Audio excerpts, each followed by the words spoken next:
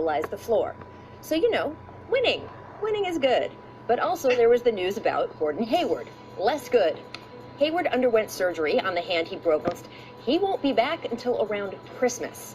That is a huge blow for the Celtics, who've been getting about 20 points a night from him, and a huge blow for Hayward, who just dropped 39 in a game last week. That was a career high. He'd been averaging 7 rebounds a game, also a career high.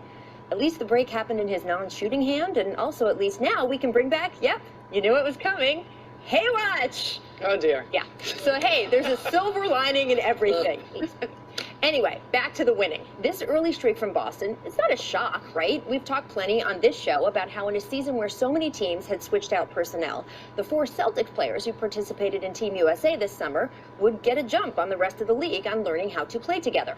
Still, even if you predicted Boston would get off to a strong start, you had to hedge that guys like Brown and Tatum could shake off what happened last season, and indeed, for the most part, they have. Brown erupted for 30 points over the weekend in San Antonio, and last night he chipped in another 25 along with 11 things in columns here. Jaylen Brown, good. As for Tatum, moments so far this season, last night wasn't one of them, as he shot a remarkable 1 for 18 from the floor. In the entire 74 history of the NBA, 74 years, less than 10 players have put together a night with that kind of volume to efficiency ratio. Less than 10. And some of Tatum's misses would have been downright comical if he hadn't been so hard up for a basket. Let's count the bounces on this one here, shall we? 1, 2, 3, 4, and out.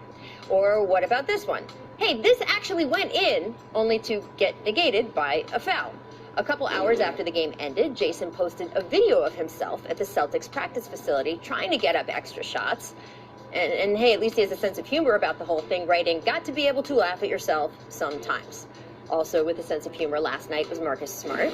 He was in the good column with his defense on Doncic, although in the bad column was this moment when Doncic kicked him in the nether regions. It was an accident, but it's actually happened to Smart a few times this young season, and here was Marcus after the game.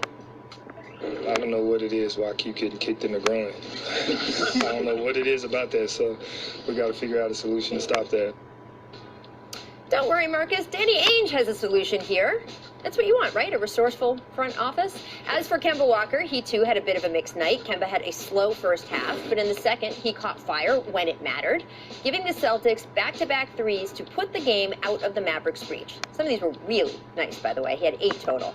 By the time it was all over, fans were streaming out of the Garden happy. I mean, they weren't dancing to Gino level happy, which pretty much describes the whole last 24 hours for Boston. There was the good and the bad, but it never got ugly, and that, for at least one night, was enough. Paul, what do you think is clicking with the Celtics right now? Well, they lost on opening night. They haven't lost since. Yeah, they lost overnight, but this is the thing. I think once Jaylen Brown went down, you saw Gordon Hayward start to really play well. Then Gordon Hayward goes down and see Jaylen Brown pick up his place. So it'll be interesting to see when those two guys are both healthy, because I think when one of them was hurt, they all had their defined roles. You knew, okay, these two guys are going to be the scorer. Kemba, he's going to score. We're going to go to Tatum. Gordon, if he's got it going. And that's how we're going to play between us 3. Now, when you got 4 guys almost averaging 20 points, that's what I'm going to look and see how that really works out. But since, they've never